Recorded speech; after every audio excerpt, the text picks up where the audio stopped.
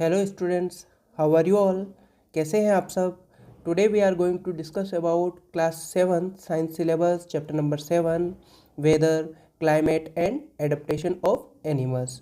इस चैप्टर के अंदर हम मौसम, जलवायु और डिफरेंट टाइप के एनिमल्स के एडेप्टेशन के बारे में डिस्कस करेंगे।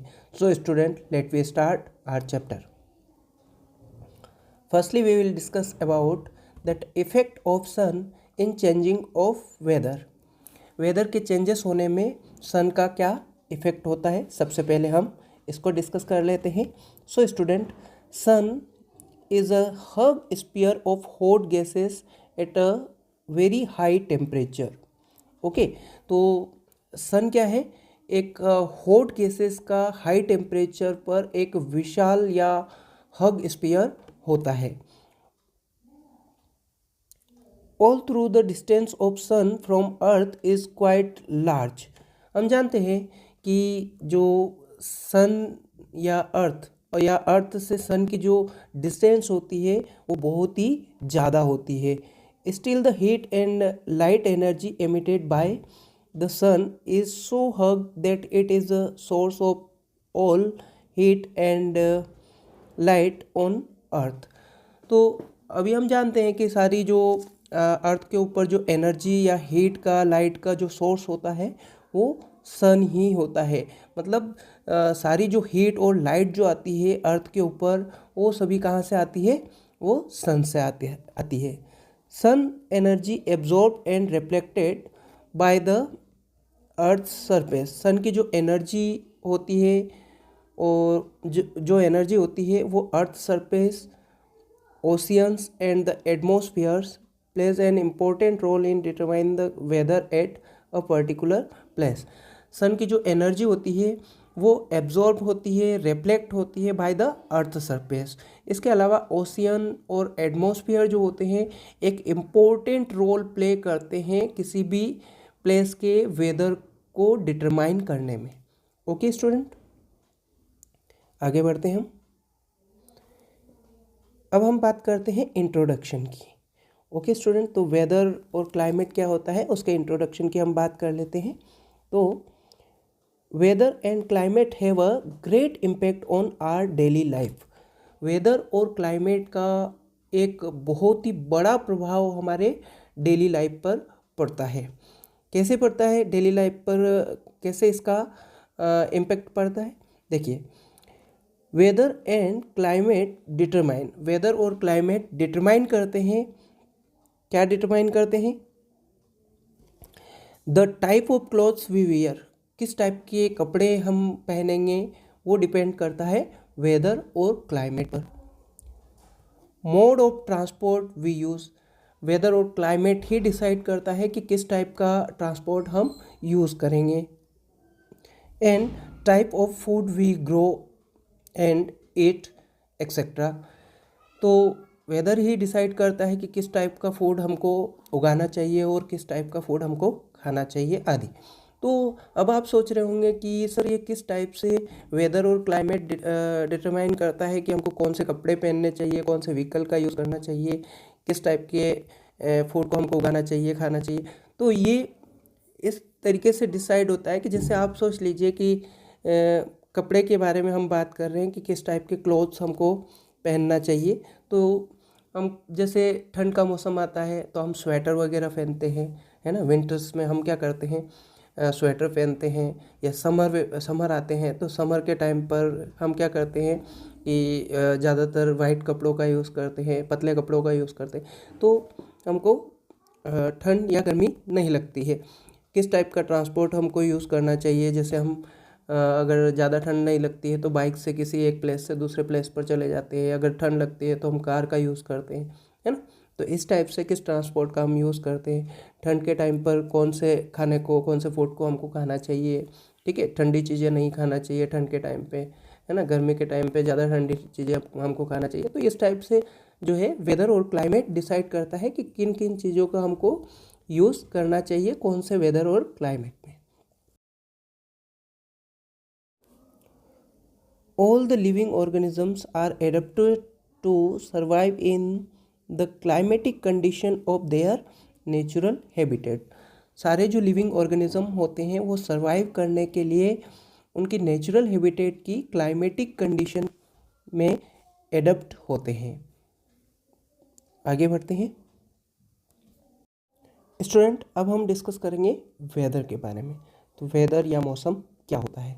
So student, the day to day condition of the atmosphere at a place with respect to temperature, humidity, rainfall, wind speed etc. is called the weather at the that place.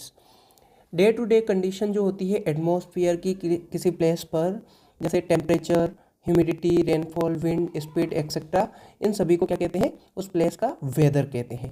Okay student, the temperature, humidity, rainfall, snowfall, wind speed etcetera are called the element of the weather. Temperature, humidity, rainfall, snowfall, wind speed आदि, इन सभी को एक साथ में क्या कहा जाता है? Element of the weather. ये सभी एलिमेंट्स होते हैं वेदर के। Okay student, the weather at a place changes every day. जो एक प्लेस का जो वेदर होता है वो एवरी डे चेंजेस होता रहता है। Sometimes it is more warm, कभी किसी समय पर यह बहुत ही ज़्यादा गर्म होता है। मोर ह्यूमिड, बहुत ज़्यादा ह्यूमिड हो सकता है। मोर क्लाउडी, बहुत ज़्यादा क्लाउडी, या बहुत ज़्यादा मोर वाइंडी हो सकता है। ठीक है। And sometimes it is less warm, किसी समय पर ये बहुत ही कम गर्म या बहुत ज़्यादा बहुत ही लेस ह्यूमिड, लेस क्लाउडी और लेस वाइंडी हो सकता है। It may rain for an hour in the morning and then become sunny and clear right after that. ये मौसम जो होता है ये कभी रेनी हो सकता है, किसी एक मॉर्निंग के 1 घंटे में ये रेनी हो सकता है, बाद में ये सनी हो सकता है, गर्म हो सकता है, और बाद में ये उसके बाद में ये क्लियर भी हो सकता है। ठीक है, उसके बाद में ये क्लियर भी हो सकता है। तो इस तरीके से वेदर जो है वो एवरी डे चेंजेस होता रहता है। वो कभी बहुत ज़्यादा गर्म, बहुत ज़्यादा ठंडा, या बहुत कम ठंडा, ठीक है, लेस वार्म या लेस ह्यूमिड हो सकता है। ठीक है, तो वेदर कभी भी एक जैसा नहीं होता है। यहाँ पर डिफरेंट वेदर की पिक्चर्स यहाँ पर आपके सामने दिखाई हुई है, जैसे सनी, वाइंडी, है ना, क्लाउडी और रेनी। हम देख सकते हैं किस टाइप का होता है सनी, वाइंडी और क्लाउडी रेनी सीजन और rainy weather. Okay,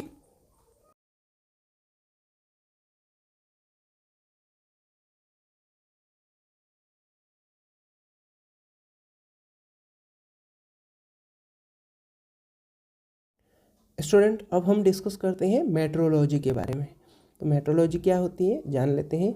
meteorological department of the government collect data on temperature, humidity, wind etcetera and make the weather prediction. Meteorological department एक गवर्नमेंट डिपार्टमेंट होता है जो कि टेम्परेचर, ह्यूमिडिटी, विंड एक्सेट्रा आदि पर क्या करता है? डेटा को कलेक्ट करता है और एक वेदर प्रेडिकेशन को बनाता है। Metrology is the interdisciplinary scientific study of the atmosphere. Metrology क्या होती है? एक इंटरडिसिप्लिनरी साइंटिफिक स्टडी होती है एटमॉस्फेयर की।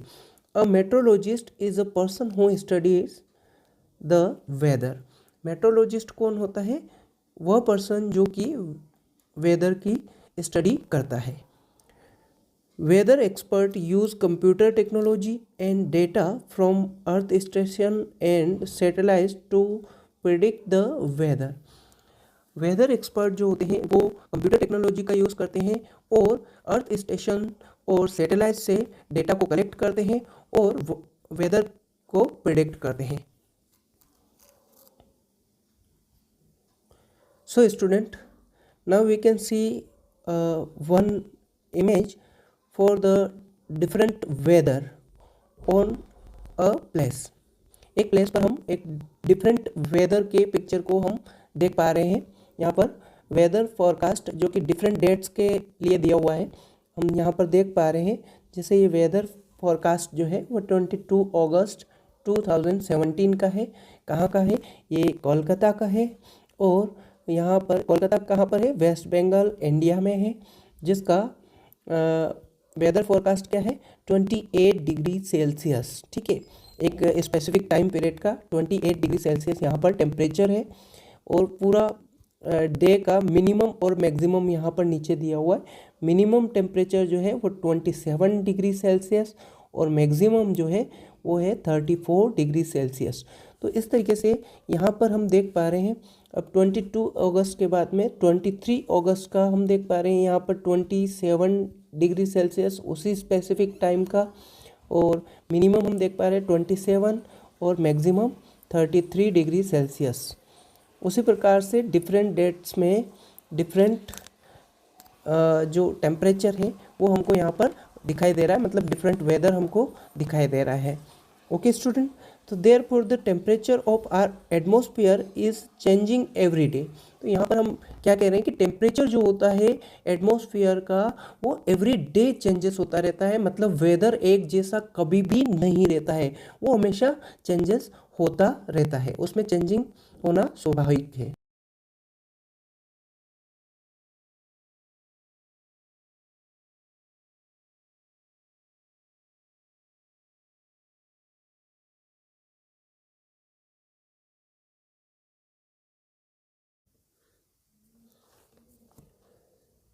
The weather is generally not the same of any 2 days, and there is a lot of changes in the weather over weeks and months.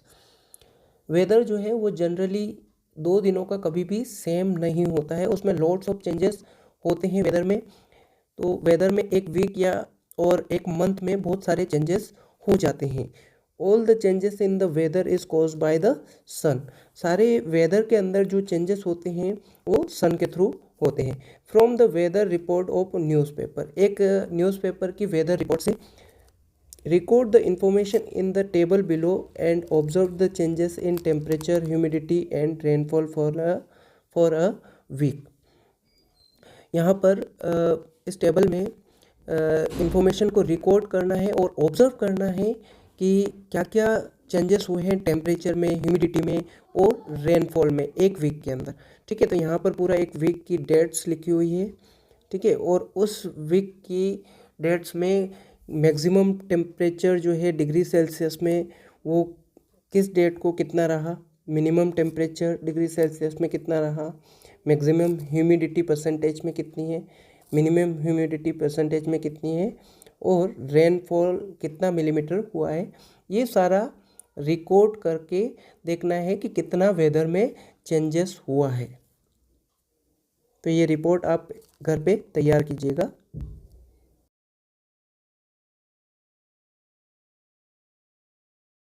Student, अब हम discuss करते हैं टेम्परेचर के बारे में। टेम्परेचर क्या होता है? Temperature is a measure of the degree of hotness और coldness of an object. Temperature क्या है? टेम्परेचर एक डिग्री होती है जो किसी ऑब्जेक्ट की हॉटनेस और कोल्डनेस को बताती है, यानी कि कोई भी ऑब्जेक्ट गर्म है या ठंडा है, ये टेम्परेचर के द्वारा बताया जाता है। The maximum temperature of the day occurs in the afternoon as the earth get heated by the sun। Maximum temperature जो होता है किसी दिन का वो होता है दोपहर के समय का, क्योंकि दोपहर के समय में जो सन होता है वो अर्थ को बहुत ही ज़्यादा गर्म कर देता है। At night as the sun rays do not fall at that place it cools down thereby bringing down the temperature. Night के समय में जो सन की जो रेज होती है वो प्लेस पर या अर्थ के ऊपर नहीं गिरती है, इसकी वजह से वो जो गर्म अर्थ जो होती है वो धीरे धीरे ठंडी होती जाती है और उसका टेम्परेचर जो है वो कम होता जाता है। Minimum temperature occurs early in the morning. जो सबसे मिनिमम टेम्परेचर जो होता है वो अर्ली मॉर्निंग का होता है, मतलब सुबह का जो समय होता है वो मिनिमम टेम्परेचर वाला होता है, क्योंकि आफ्टरनून के समय में मैक्सिमम टेम्परेचर होता है, क्योंकि सनलाइट जो है वो अर्थ के ऊपर गिरती है और अर्थ जो है बहुत ही ज़्यादा गर्म हो जाती है, और फिर वो टेम्परेचर जो है शाम के समय में धीरे धीरे कम होता है, फिर नाइट के समय में और कम होता है। इस तरीके से अर्थ जो है वो धीरे धीरे ठंडी होती जाती है और सबसे मिनिमम टेम्परेचर होता है मॉर्निंग के समय का। Okay student, special thermometers are used are called as maximum and minimum thermometers। Special thermometers जो है वो यूज़ किए जाते हैं इसमें, जो कि मैक्सिमम और मिनिमम थर्मामीटर कहलाते हैं, जो कि टेम्परेचर को मेज़र करने के लिए यूज़ किए जाते हैं। ओके स्टूडेंट, अब हम डिस्कस करते हैं ह्यूमिडिटी के बारे में। सो स्टूडेंट, ह्यूमिडिटी या आर्द्रता क्या होती है? Humidity refers to the amount of water vapor present in air। Humidity क्या बताती है कि एयर के अंदर वाटर वेपर का कितना अमाउंट है। अगर वाटर वेपर का ज़्यादा अमाउंट होगा तो ह्यूमिडिटी ज़्यादा होगी, और यदि वाटर वेपर का अमाउंट जो है एयर में कम होगा तो ह्यूमिडिटी भी कम होगी। Humidity indicate the likelihood of precipitation. Humidity जो है वो इंडिकेशन या इंडिकेट करती है प्रेसिपिटेशन को, मतलब बारिश को इंडिकेट करती है। A device is use to measure humidity is called as psychrometer और हाइग्रोमीटर। एक डिवाइस इसके लिए यूज किया जाता है जो कि ह्यूमिडिटी को मेजर करता है, साइक्रोमीटर और हाइग्रोमीटर।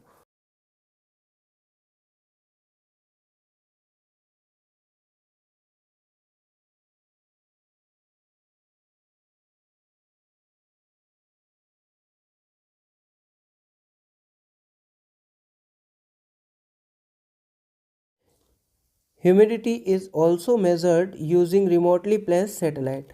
ह्यूमिडिटी को रिमोटली प्लेस्ड सैटेलाइट के थ्रू भी मेज़र किया जा सकता है। ठीक है, यहाँ पर साइक्रोमीटर का यहाँ पर डायग्राम भी आपके सामने दिया हुआ है। ये साइक्रोमीटर किस प्रकार का होता है। चलिए स्टूडेंट, नेक्स्ट पेज पर चलते हैं। अब हम डिस्कस करते हैं रेन के बारे में। सो स्टूडेंट, रेन क्या होती है?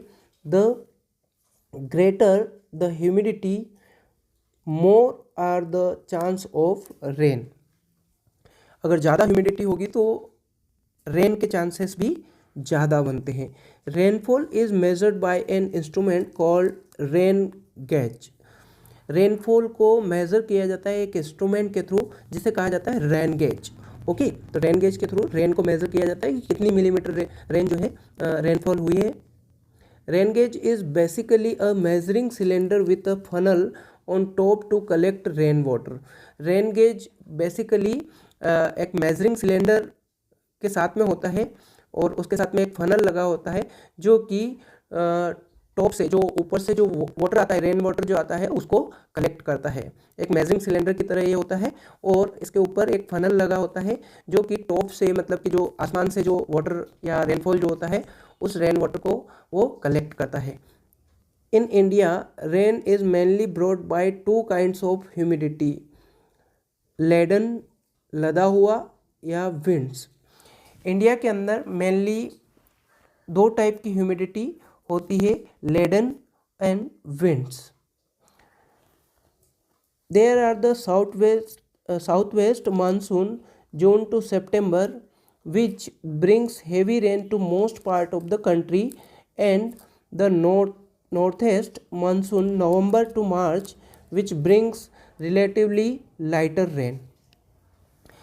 यहाँ पर जो इंडिया जो है, इंडिया के अंदर मेनली साउथ वेस्ट मानसून जो होता है जो कि जून से सितंबर में आता है, वो हेवी रेन को कॉज करता है या हेवी रेन उसकी वजह से हमारे देश के अंदर होती है। और जो नॉर्थ ईस्ट मानसून जो होता है जो कि नवंबर से मार्च के बीच में आता है, वो रिलेटिवली लाइटर रेन को कॉज करता है, मतलब लाइटर रेन उससे होती है, वो कम बारिश होती है। तो ज़्यादा बारिश के लिए साउथ वेस्ट मानसून जो होता है जो जून से सितंबर में आता है, और जो लाइटर रेन जो होती है वो नॉर्थ ईस्ट मानसून यानी कि नवंबर से मार्च के बीच में जो होता है मानसून, उसके थ्रू होती है लाइटर रेन। यहाँ पर आप देख सकते हैं कि आपके सामने रेन गेज का डायग्राम भी आपके सामने दिखाया हुआ है। ये रेन गेज है।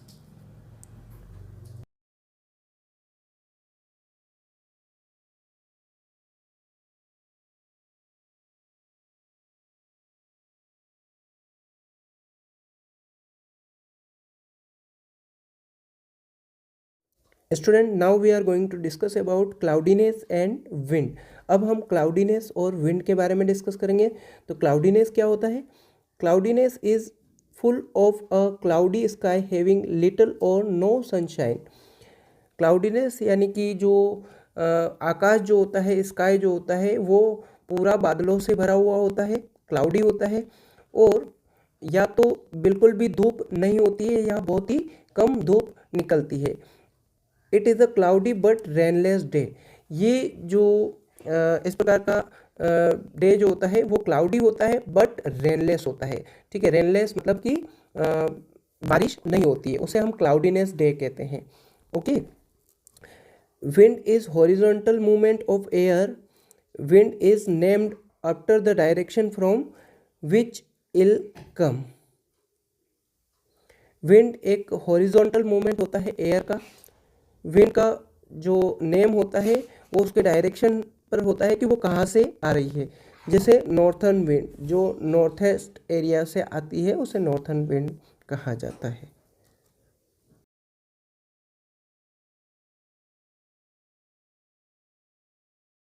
स्टूडेंट, अब हम डिस्कस करते हैं प्रेसिपिटेशन एंड विंड के बारे में. तो प्रेसिपिटेशन क्या होता है? Precipitation is any product of the condensation of atmospheric water vapour that falls under gravity. Precipitation किसी प्रोडक्ट की तरह होता है जो कि वाटर वेपर का कंडेंसेशन होता है, मतलब एटमॉस्फेरिक वाटर वेपर का कंडेंसेशन होता है, और वो हमेशा गिरती है अंडर ग्रेविटी, मतलब ग्रेविटेशन फोर्स के अकॉर्डिंग वो गिरती है. The main forms of precipitation include due यानी कि ओस, मिस्ट यानी कोहरा कुहासा, फोग यानी कि कोहरा, रेन यानी कि बारिश या वर्षा, हेल यानी कि ओला गिरना, स्नो यानी हिमपात या बर्फ़, डिज़ल यानी बूंदाबांदी जिनसी पड़ना, और स्लीट यानी कि ओले के साथ में वर्षा, ग्रोपल यानी कच्चा ओला गिरना. तो ये सभी क्या कहलाते हैं?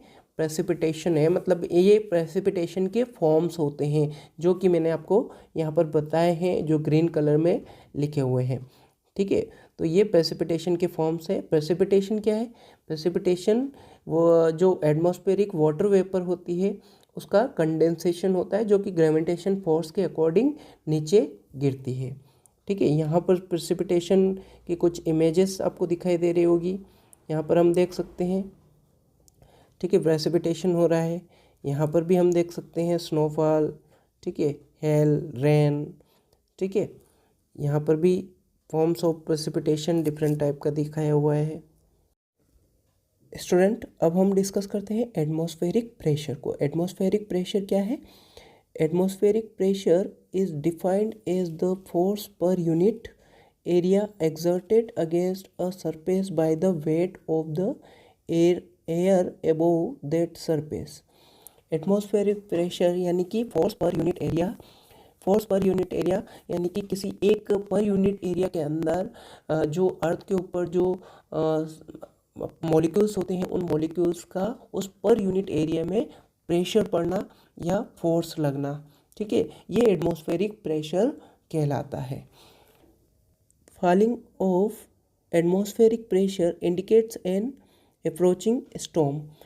जो एटमॉस्फेरिक प्रेशर के गिरने का संकेत होता है कि किसी आने वाले तूफान के लिए. Rising of atmospheric pressure indicate N clear sky. जो जब एटमॉस्फेरिक प्रेशर बढ़ता है तो वो इंडिकेट करता है एक साफ आकाश को या क्लियर स्काई को. मतलब जब भी एटमॉस्फेरिक प्रेशर नीचे गिरेगा तो वो एक आने वाले तूफान का संकेत होता है, और जब भी एटमॉस्फेरिक प्रेशर जो है वो बढ़ता है तो वो क्लियर स्काई को इंडिकेट करता है. A barometer is a scientific instrument used in meteorology to measure atmospheric pressure. Barometer जो है एक साइंटिफिक इंस्ट्रूमेंट होता है जो कि मेट्रोलॉजी में यूज़ किया जाता है एटमॉस्फेरिक प्रेशर को मापने के लिए.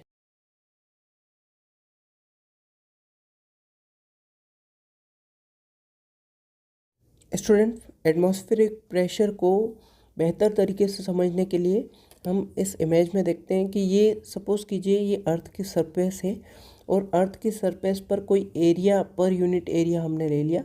कोई स्पेसिफिक एरिया हमने चूज़ कर लिया, अब उस एरिया के अंदर एयर प्रेजेंट होती है, ठीक है। इस एयर में बहुत सारे मॉलिक्यूल्स प्रेजेंट होते हैं, तो उन सारे मॉलिक्यूल्स को जो ग्रेविटेशन फोर्स होता है वो नीचे की ओर खींचता है, नीचे की ओर उनको खींचता है, तो वो सारे मॉलिक्यूल्स नीचे की ओर गिरते हैं, ठीक है, due to the gravitation force. तो एटमॉस्फेरिक प्रेशर क्या है? Atmospheric pressure force per unit area, per unit area में ग्रेविटेशन फोर्स की वजह से जो भी प्रेशर ऊपर से लगता है उसे हम एटमॉस्फेरिक प्रेशर कहते हैं। Weight of the air in the column applies a pressure two point x. अब जो प्रेशर लगेगा, हमने ये एरिया यहाँ पर ले लिया और ये जो प्रेशर लगेगा, ये प्रेशर कहाँ पर लगेगा? इस एक्स पर लगेगा, ठीक है। यहाँ पर बीच में इस एक्स पर ये प्रेशर लगेगा, ठीक है। तो यहाँ पर एटमॉस्फेरिक प्रेशर लगेगा due to the gravitation force. Gravitation force की वजह से सारे मॉलिक्यूल्स नीचे की ओर आएंगे, तो वो फोर्स कहाँ पर लगेगा? एक्स पर लगेगा, ओके। तो इसे हम एटमॉस्फेरिक प्रेशर कहते हैं। Student, assessment for learning. अभी तक जो भी हमने पढ़ा है उसका असेसमेंट क्या क्या आपने सीखा है? तो डिफाइन वेदर, वेदर क्या होता है? What are the elements of weather, weather के एलिमेंट्स क्या है? To make a weather report of this week, आपको इस वीक की वेदर रिपोर्ट तैयार करना है और मुझे सेंड करना है।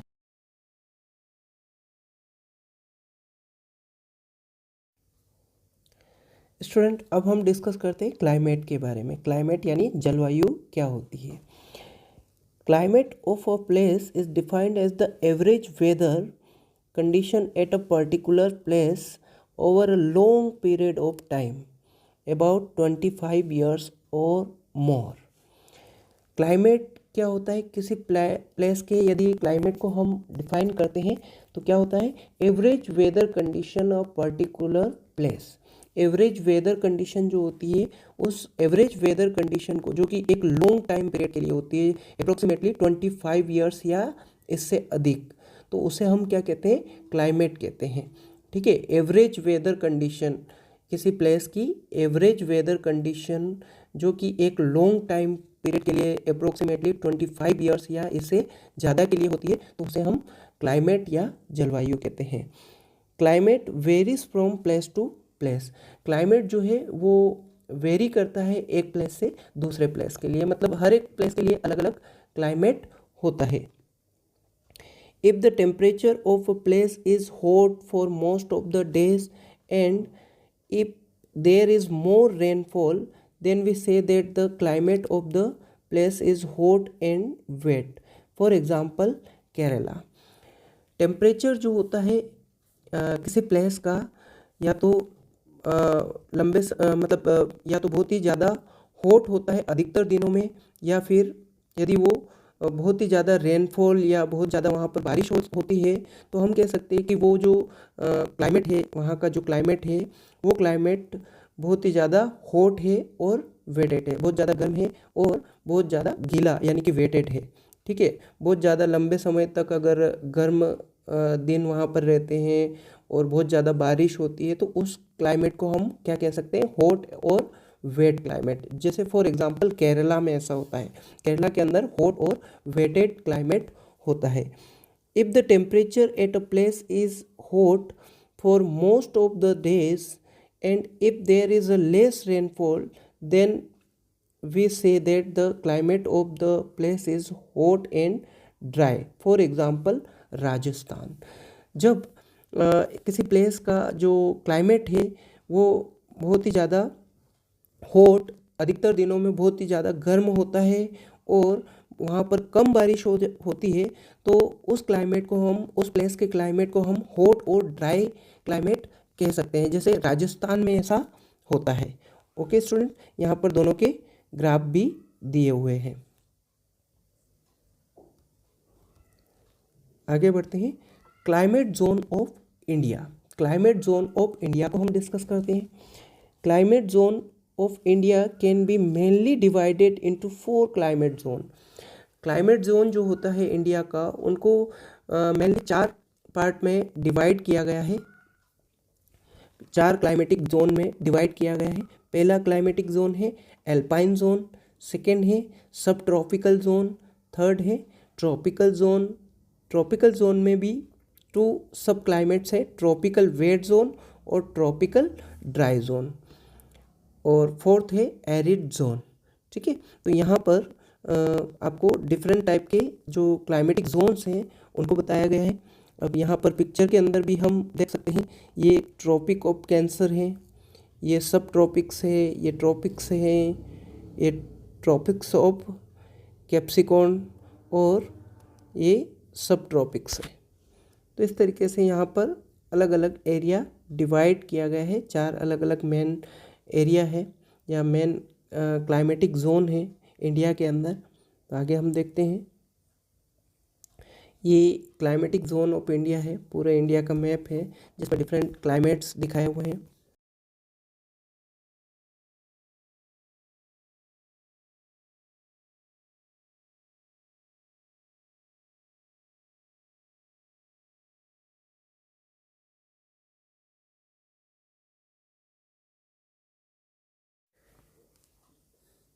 तो स्टूडेंट, पहले हम अल्पाइन जोन क्लाइमेट्स को डिस्कस करते हैं। Alpine zone can be experienced eight high altitude of the Himalayas. Alpine zone कहाँ पर है? High altitude of the Himalayas. Himalayas पर ये अल्पाइन जोन है। It is covered with snow through out the year. ये जो अल्पाइन जोन होता है ये पूरे साल भर क्या होता है, ये कवर्ड होता है स्नो से, यानी कि बर्फ से।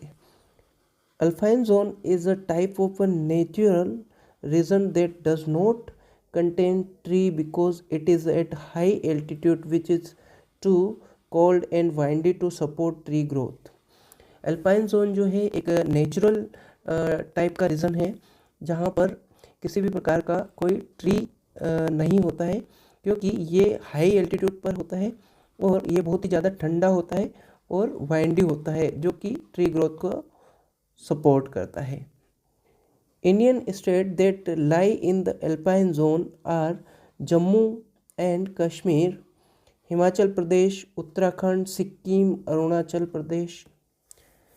इंडियन जो स्टेट है, इंडियन स्टेट वो अल्पाइन जोन में है। जम्मू कश्मीर, हिमाचल प्रदेश, उत्तराखंड, सिक्किम, अरुणाचल प्रदेश, ये सभी अल्पाइन जोन में है। यहाँ पर अल्पाइन जोन के कुछ पिक्चर्स भी आपको दिखाई दे रहे होंगे।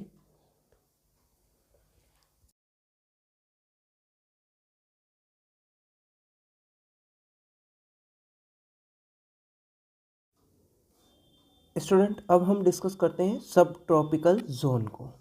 सब tropical zone are the region of the earth bordering on the tropics. सब ट्रॉपिकल जोन कहाँ पर होता है? ये अर्थ की बॉर्डरिंग पे होता है, just north of the tropic of cancer और just south of the tropic of Capricorn. ये कर्क रेखा के उत्तर में और मकर रेखा के दक्षिण में स्थित होता है sub tropical zone. In sub tropical zone summers are hot and wet and winters are cold and dry. Sub tropical zone में जो समर्स होता है, यानी कि गर्मी जो होती है वो हॉट और वेटेड होती है, जबकि ठंड के जो दिन होते हैं वो कोल्ड एंड ड्राई होते हैं। Rainfall is quite common. यहाँ पर बारिश एक आम बात है, बारिश हमेशा होती रहती है। Sub tropical zones are Punjab, Haryana, Uttar Pradesh, Orissa, Bihar, West Bengal and Madhya Pradesh. ये सारे सब ट्रॉपिकल जोन हैं। अब हम बात करते हैं ट्रॉपिकल जोन की। Tropical zone are the part of the earth surface between the tropic of cancer and the tropic of Capricorn. Tropical zone ये अर्थ सरफेस का वो पार्ट होता है जो कि कर्क रेखा यानी कि कैंसर और मकर रेखा यानी कि कैप्सिकॉर्न के बीच में स्थित होता है। कैप्रिकॉर्न के बीच में स्थित होता है। In tropical wet monsoon zone, the average temperature normally does not fall below 18 degree Celsius and high than average rainfall। यहाँ पर जो ट्रॉपिकल जोन जो है, यहाँ पर वेट मानसून जोन होता है और एवरेज टेम्परेचर यहाँ पर जो होता है वो 18 डिग्री सेल्सियस से नीचे नहीं होता है। और हाई जब होता है ये, तो ये बारिश को कॉज करता है। यहाँ पर एवरेज बारिश होती है ट्रॉपिकल जोन पर। Tropical wet zone are Kerala coast, Karnataka coast, Goa and northern part of Konkan coast, Andaman and Nicobar island. Tropical west zone जो है होते हैं वो जैसे केरला तटीय इलाका, कर्नाटका, गोवा और नॉर्थर्न पार्ट कंकन कोस्ट जैसे अंडमान एंड निकोबार आइलैंड, ये सभी ट्रॉपिकल वेट जोन में आते हैं। In tropical dry monsoon zone rainfall is not so common. जो ट्रॉपिकल ड्राई मानसून जोन जो है वहाँ पर रेनफॉल जो है वो कॉमन नहीं होती है। यहाँ पर कुछ पिक्चर्स भी आपको दिखाई दे रही होगी ट्रॉपिकल जोन की। आगे बढ़ते हैं। अब हम बात करते हैं एरिड जोन की। तो एरिड जोन क्या है? Arid zone is characterised by high temperature and low rainfall. Arid zone ऐसा जोन होता है जहाँ पर टेम्परेचर तो हाई होता है लेकिन बारिश कम होती है। The arid region lies in Rajasthan, Gujarat, Punjab and Haryana, Andhra Pradesh, Karnataka and Maharashtra. Arid zone region कौन कौन से हैं? राजस्थान, गुजरात, पंजाब, हरियाणा, आंध्र प्रदेश, कर्नाटका और Maharashtra. Temperature is as high as 50 degree Celsius in summer. यहाँ पर जो टेम्परेचर जो होता है समर के टाइम पर 50 डिग्री सेल्सियस तक पहुँच जाता है। यहाँ पर कुछ पिक्चर्स भी दी हुई है समर के टाइम की, जहाँ पर टेम्परेचर 50 डिग्री सेल्सियस अप्रोक्स पहुँच जाता है एरिड जोन में।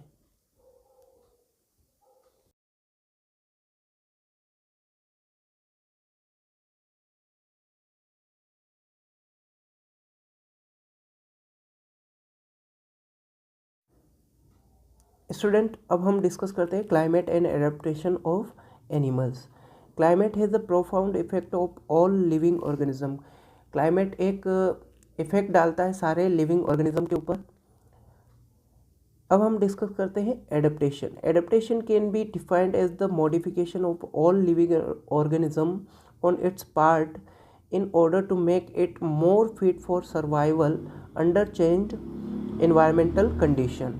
एडेप्टेशन क्या है? एडेप्टेशन को हम इस तरीके से डिफाइन कर सकते हैं कि सारे जो लिविंग ऑर्गेनिज्म है अपने बॉडी के पार्ट्स में या अपने बॉडी के पार्ट्स में या अपने जो हैबिट्स होती है उनमें जब एनवायरमेंटल कंडीशन के अकॉर्डिंग चेंजेस कर लेता है और अपने आप को वहाँ उस क्लाइमेट के अंदर सर्वाइव करने के लिए फिट बना लेता है, तो उसे ही हम एडेप्टेशन कहते हैं। या और we can say that the adjustment show in structure, psychological behaviour etcetera of an organism to change environmental condition is referred to as adaptation.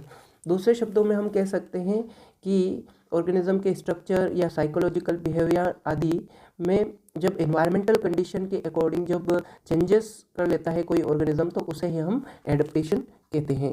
Animals living in very cold climate and very hot climate should have a special feature to protect them from heat and cold. जो ऐसे animal जो कि बहुत ही ज़्यादा ठंडे climate और बहुत ही ज़्यादा गर्म क्लाइमेट में जीवन जीते हैं, उनके अंदर एक स्पेशल फीचर्स होना चाहिए जो कि उनको प्रोटेक्ट करता है हीट और कोल्ड से, यानी कि बहुत ज़्यादा ठंडे क्लाइमेट से और बहुत ही ज़्यादा गर्म क्लाइमेट से। तो ऐसा स्पेशल फीचर्स उनमें होना चाहिए। Adaptation. Adaptation is of two types. Adaptation जो है वो कितने टाइप की होती है? दो टाइप की। First is the behavioural adaptation and second is the structural adaptation. Adaptation usually occurs over a long period of time. Adaptation जो है वो ओकर होती है एक लॉन्ग टाइम पीरियड में। पहले हम डिस्कस करते हैं behavioural adaptation. Moving of animals in large group is called behavioural adaptation. जब कोई एनिमल जो है एक लार्ज ग्रुप में मूव करता है तो वो बिहेवियरल एडेप्टेशन कहलाता है। It helps to protect the group member from predators. यहाँ पर जो ग्रुप मेंबर्स होते हैं वो प्रेडेटर से एक दूसरे की हेल्प करते हैं। For example birds call and migration. सारे जो बर्ड्स होते हैं एग्जाम्पल के तौर पर हम देखते हैं कि वो माइग्रेट करते हैं, एक प्लेस से दूसरे प्लेस पर जाते हैं और वो सभी ग्रुप में जाते हैं। Second, structural adaptation. Structural adaptation, the change in the body structure of animal is called structural adaptation. जब कोई ऑर्गेनिज्म या एनिमल जो है अपने बॉडी में यानी कि स्ट्रक्चर में चेंजेस करता है, बॉडी के स्ट्रक्चर में चेंजेस करता है, तो उसे हम स्ट्रक्चरल एडेप्टेशन कहते हैं। It helps to protect it against the cold weather. ये प्रोटेक्ट करता है अगेंस्ट द कोल्ड वेदर, मतलब जो ठंडे वेदर से ये उस एनिमल को प्रोटेक्ट।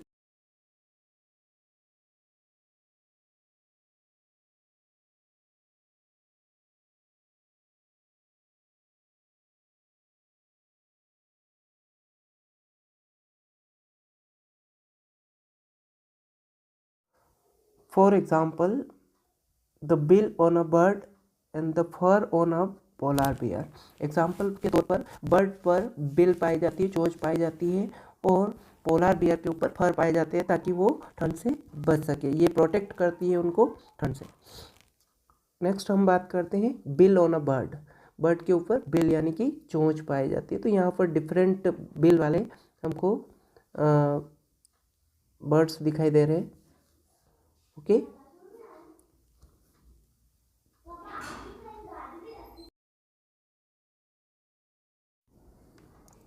अब हम डिस्कस करते हैं the polar region. The polar regions are very cold for most part of the year and this regions are covered with snow. Polar region जो है वो बहुत ही ज़्यादा, उनका जो मोस्टली जो पार्ट होता है पूरे साल भर बहुत ही ज़्यादा ठंडा होता है, और ये रीजन जो है ये स्नो से कवर्ड होता है। The temperatures are as low as -37 degree Celsius. यहाँ का जो टेम्परेचर होता है वो बहुत ही ज़्यादा लो यानी कि -37 डिग्री सेल्सियस होता है। For 6 months the sun does not rise and for other 6 months the sun does not set. यहाँ पर 6 महीनों के लिए जो सन जो है वो बिल्कुल भी यहाँ पर राइज नहीं होता है, उगता नहीं है, और 6 महीनों के लिए यहाँ पर ये सेट होता है। Some of the animals found in the polar regions are polar bear, seals, penguins, musk oxen, reindeers, fox, whales, Siberian cranes and many types of the fishes etc. यहाँ पर बहुत सारे जैसे कुछ एनिमल्स यहाँ पर प्रेजेंट होते हैं, जैसे पोलर रीजन पर प्रेजेंट होते हैं polar bears, seals, penguins, musk oxen, reindeers, foxes, whales, Siberian crane और many types of fishes etcetera. जैसे यहाँ पर हम देख पा रहे हैं पोलर बियर्स जो कि पोलर रीजन पर प्रेजेंट होते हैं। Polar bear is a carnivores bear whose native range lies largely within the Arctic circle. Polar bear जो है ये कार्निवर्स एनिमल होता है। यहाँ पर इनके एक नेटिव रेंज प्रेजेंट होती है आर्कटिक सर्कल के बीच में, ये बहुत ही ज़्यादा पाए जाते हैं। तो ये पोलर बियर जो है ये कार्निवर्स है, हम देख पा रहे हैं यहाँ पर। Next, adaptation of polar bear. अब हम देख लेते हैं एडेप्टेशन क्या होती है पोलर बियर की। They have white fur so that they are not easily visible in the snow and helps in catching their prey। ये इनके ऊपर वाइट कलर के जो है वो फर प्रेजेंट होते हैं ताकि ये आसानी से विजिबल न हो सके, स्नो के बीच में ये आसानी से विजिबल न हो सके और ये आसानी से अपने शिकार को पकड़ सके। They have 2 layers of furs to protect them extreme cold. इनके ऊपर फर की 2 लेयर पाई जाती है ताकि ये एक्सट्रीम बहुत ज़्यादा ठंडे टेम्परेचर पर भी ये क्या कर सके, अपने आप को प्रोटेक्ट कर सके। They have a layer of a fat under the skin which also protect them from cold. इनके इन 2 लेयर्स के नीचे इनके बॉडी की जो स्किन होती है उस पर एक फैट की लेयर होती है जो कि इनको ज़्यादा ठंडे टेम्परेचर से प्रोटेक्ट करती है। Their paws are wide and large which help them to walk on snow and the swim in water। इनके जो पैर होते हैं बहुत ही ज़्यादा वाइड होते हैं, मतलब मोटे होते हैं और चौड़े होते हैं और बड़े होते हैं, जो कि इनको चलने में, स्नो के ऊपर चलने में और वाटर में स्विम करने के लिए हेल्प करते हैं। They have a strong sense of smell which helps them to catch their prey. इनके अंदर सूंघने की एक बहुत ही अच्छी स्ट्रॉन्ग सेंस इनमें पाई जाती है स्मेल को सूंघने के लिए। तो ये स्मेल को बहुत दूर से भी डिटेक्ट कर लेते हैं, सूंघ लेते हैं, ताकि ये स्मेल के थ्रू अपने शिकार को पकड़ सके। अब हम डिस्कस करते हैं penguins. Penguins are the aquatic flightless bird living almost exclusively in the southern hemisphere, especially in Antarctica। Penguin जो होते हैं वो एक्वेटिक होते हैं, फ्लाइटलेस बर्ड होते हैं, ये उड़ नहीं पाते हैं और almost exclusively in the southern hemisphere, ये साउथर्न हेमिस्फीयर में पाए जाते हैं और अंटार्कटिका में ये पाए जाते हैं। साउथर्न हेमिस्फीयर यानी कि अंटार्कटिका के अंदर ये पाए जाते हैं। Adaptation of penguins. अब हम एडेप्टेशन देख लेते हैं पेंगुइन्स का। They have white colour body so that they are not easily visible in the snow. इनकी बॉडी जो है वो वाइट कलर की होती है और ये इजीली स्नो के अंदर विजिबल नहीं होते हैं, ताकि ये अपने आप को प्रोटेक्ट कर सके प्रेडेटर से। They have thick skin and a lot of fat to protect them from cold. इनकी स्किन जो है वो थिक होती है और इनकी बॉडी में बहुत सारा फैट होता है जो कि कोल्ड क्लाइमेट से इनको बचाता है। They huddle together to keep them warm. ये एक दूसरे के साथ में रहकर एक दूसरे को गर्मी प्रदान करते हैं। They have a streamlined body and webbed feet which help them to swim in water. इनकी बॉडी जो है वो स्ट्रीमलाइन बॉडी होती है और वेब्ड फीट होते हैं, इनके अंदर चौड़े फीट होते हैं जो कि इनको वाटर के अंदर स्विम करने के लिए हेल्प करते हैं। नेक्स्ट हम देखते हैं रेंडियर्स। रेंडियर्स कौन से होते हैं ये देखिए आप, यहाँ पर पिक्चर्स लगी हुई है रेंडियर्स की। ये भी स्नो के अंदर ही सर्वाइव करते हैं। ये कुछ फॉक्सेस है, ये डिफरेंट रीजन में प्रेजेंट होती है। ये सील्स है जो कि वाटर के अंदर रहते हैं। ये सील्स है, ये हम देख पा रहे हैं। ये वेल्स है जो भी वाटर के अंदर प्रेजेंट होती है। डिफरेंट ऑर्गेनिज्म हैं जो कि अलग अलग रीजन में पाए जाते हैं। मस्क ऑक्सन है, हम यहाँ पर इनकी पिक्चर्स देख पा रहे हैं। Polar birds. अब हम बात करते हैं पोलार बर्ड्स की। The polar birds are the Siberian crane and Arctic tern. Siberian crane और आर्कटिक टर्न क्या है? पोलार बर्ड्स है जो कि पोलार रीजन पर पाए जाते हैं। यहाँ पर इनकी पिक्चर्स भी लगी हुई है। That is the Siberian crane and Arctic turn. The seasonal movement of the complete population of animal from one area to another is termed as migration। ऐसे ये ऐसे बर्ड होते हैं जो कि सीजनली मूवमेंट करते हैं, ठीक है, सीजनली मूवमेंट करते हैं अपनी कंप्लीट पॉपुलेशन के साथ में एक एरिया से दूसरे एरिया में, ठीक है। तो ये पोलार बर्ड जो है ये एक अपनी कंप्लीट पॉपुलेशन के साथ में एवरी सीज़न ये मूवमेंट करते हैं और मूवमेंट करके एक एरिया से दूसरे एरिया में जाते हैं तो इसको हम माइग्रेशन कहते हैं। ठीक है, तो ये माइग्रेशन कौन करते हैं? Siberian crane, Arctic tern. तो ये सीजनली मूवमेंट करते हैं। The birds in polar region can not be tolerate extreme cold of winter, therefore they migrate. यहाँ पोलर रीजन पे जो बर्ड्स प्रेजेंट होते हैं, ये बर्ड्स टॉलरेट नहीं कर पाते हैं एक्सट्रीम कोल्ड को।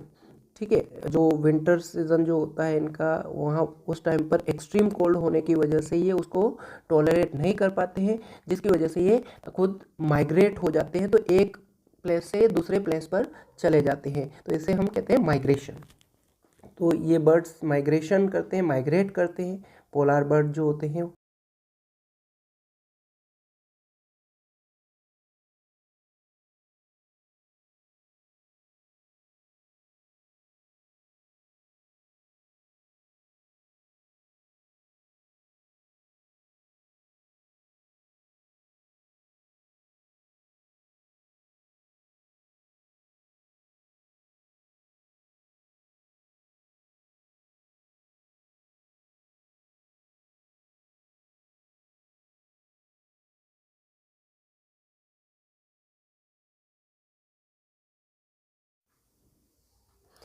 अब हम देखते हैं adaptation of Siberian crane. The Siberian crane must keep its body warm to survive in winter. Siberian crane जो है वो अपनी बॉडी को गर्म रखती है विंटर में सर्वाइव करने के लिए। So during winter its migrate to far away warmer places. तो विंटर के दौरान ये क्या करते हैं, ये एक लंबी दूरी पर वार्मर प्लेस पर ये माइग्रेट कर जाते हैं।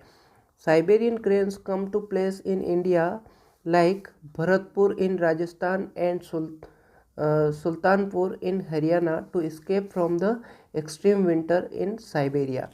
साइबेरियन क्रेन जो है वो इंडिया के भरतपुर, राजस्थान का एक भरतपुर एरिया है, वहाँ पर ये उस प्लेस पर आ जाते हैं, या हरियाणा का सुल्तानपुर में ये आ जाते हैं अपने प्लेस को छोड़कर, साइबेरिया प्लेस को छोड़कर ये यहाँ पर आ जाते हैं, भरतपुर इन राजस्थान और Sultanpur in Haryana during the winter season.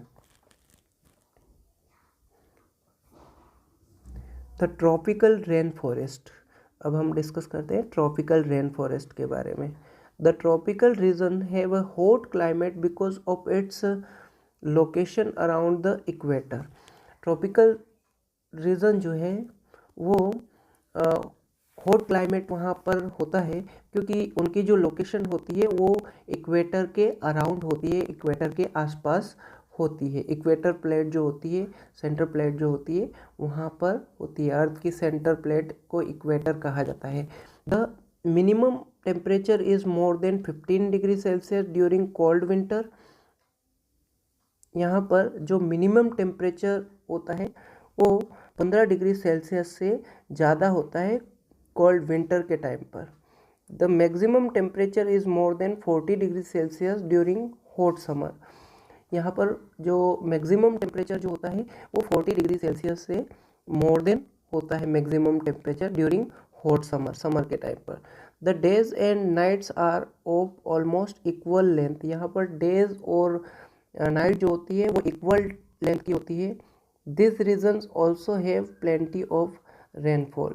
यहाँ पर प्लेंटी ऑफ रेनफॉल भी होती है इस रीजन में।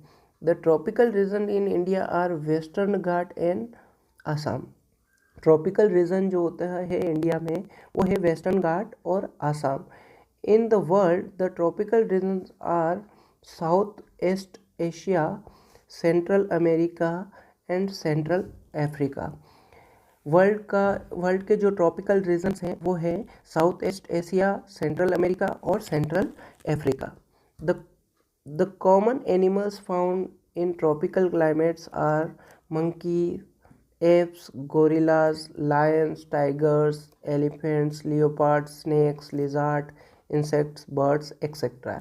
ये सारे जो है ये कॉमन ट्रॉपिकल क्लाइमेट एनिमल्स हैं जो कि वहाँ पाए जाते हैं। ठीक है।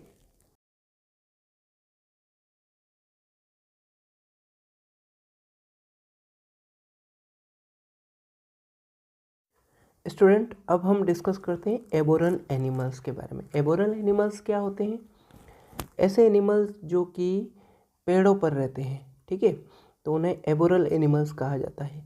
तो many animals in tropical rain forest are adapted to live in trees.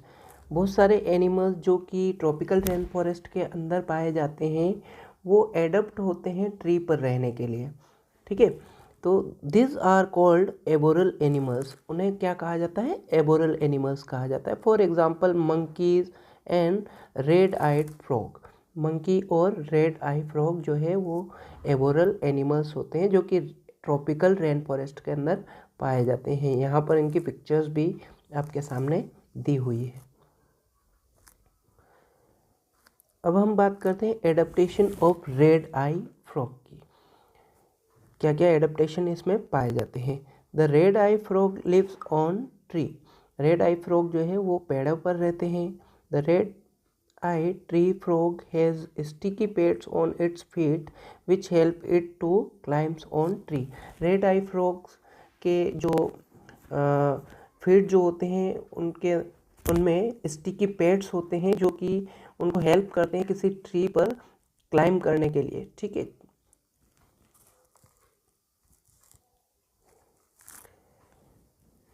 Adaptation of monkeys. अब मंकीज के अंदर क्या एडेप्टेशन होती है वो देख लेते हैं। Monkey live on trees, they have long tails for grasping branches.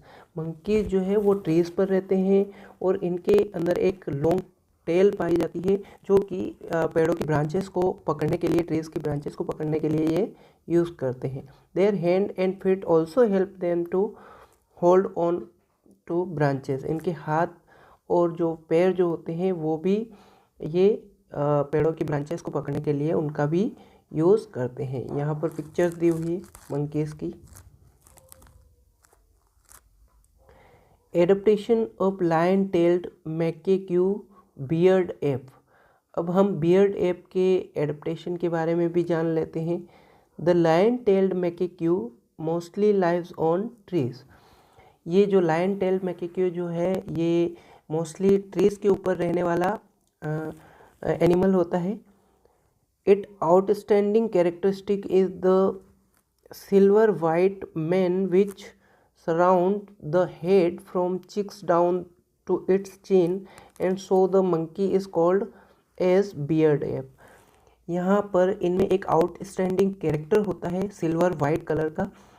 इनका जो हेड होता है, हेड के चिक्स के डाउन में, चिन जो ठुड्डी जो होती है वहाँ पर इनमें एक सिल्वर वाइट कलर की बियर्ड इनके हेड के चारों तरफ पाई जाती है जिसकी वजह से इनको बियर्ड एप कहा जाता है, दाढ़ी वाला बंदर कहा जाता है।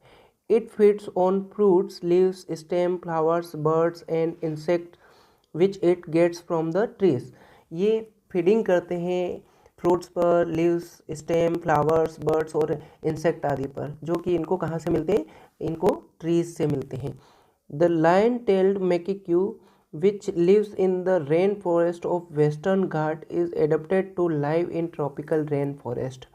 ये जो लायन टेल्ड मैकेक्यू जो है ये रहते हैं जो वेस्टर्न घाट है, वेस्टर्न घाट पर ये रहते हैं और ट्रॉपिकल रेन फॉरेस्ट में भी ये रहने के लिए अनुकूलित होते हैं या एडेप्टेड होते हैं। Adaptation of token. अब हम टोकन में क्या एडेप्टेशन होते हैं वो भी हम जान लेते हैं। Toucans are brightly coloured bird with long large and colourful beaks. Toucan live on trees. Toucan जो है वो ब्राइटली कलर्ड बर्ड होता है और इनके अंदर इनके साथ में इनमें एक लॉन्ग, लार्ज और कलरफुल बिग पाई जाती है। टोकन्स हमेशा ट्रीज पर रहते हैं, पेड़ों पर रहते हैं। They make their nest in trees, hollows and holes excavated by other animals. ये अपना घोंसला जो है ट्री में होल बनाकर करते हैं, होलोज बनाकर करते हैं, या कोई होल जो कि अदर एनिमल्स के द्वारा बनाया गया हो उसमें जाकर ये रहते हैं। They are primarily frugivorous, fruit eating, but also prey upon insect and small reptiles. ये प्राइमरली फ्रगिवेरस होते हैं, यानी कि फ्रूट ईटिंग बर्ड्स होते हैं, बट ये इनके अलावा इंसेक्ट और स्मॉल रेप्टाइल्स जो होते हैं उनको भी ये खाते हैं। They have a long large beak which help them to reach the fruits on trees. इनके अंदर लॉन्ग लार्ज बिक पाई जाती है, चोंच पाई जाती है, जिसकी वजह से ये आसानी से फ्रूट्स और ब्रांचेस तक पहुंच सकते हैं।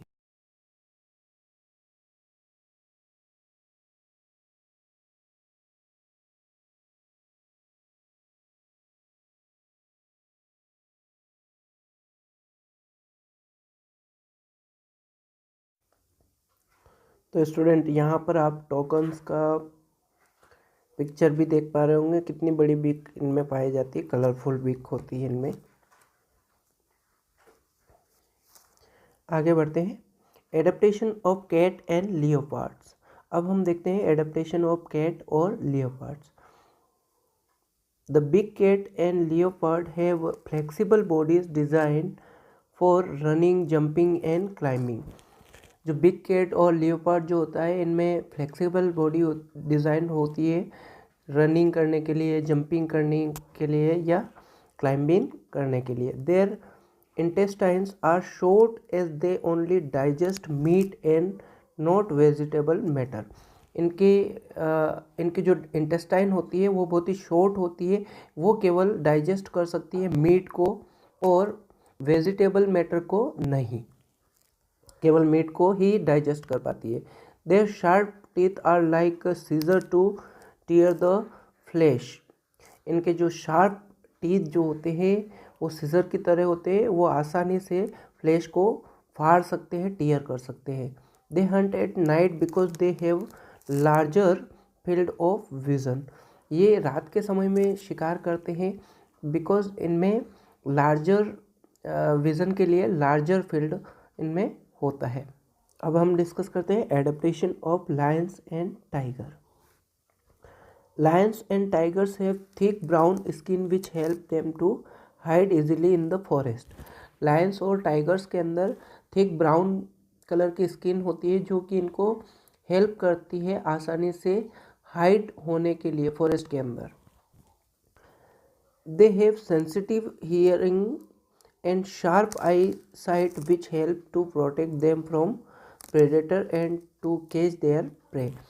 इनके अंदर सेंसिटिविटी, हियरिंग मतलब सुनने के लिए ये बहुत ही ज़्यादा सेंसिटिव होते हैं और इनकी आई जो है वो शार्प होती है जो कि इनको प्रोटेक्ट करती है प्रेडेटर से और इनके शिकार को आसानी से पकड़ने के लिए इनको हेल्प करती है।